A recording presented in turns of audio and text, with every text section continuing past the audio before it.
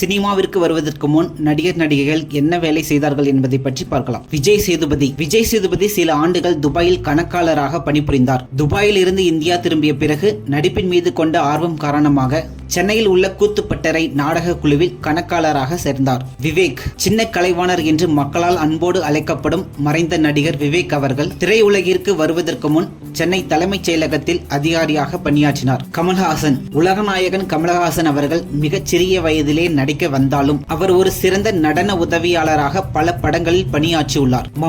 மம்முட்டி அவர்கள் அடிப்படையில் ஒரு வழக்கறிஞர். சில ஆண்டுகள் நீதிமன்றத்தில் பணியாற்றியுள்ளார்.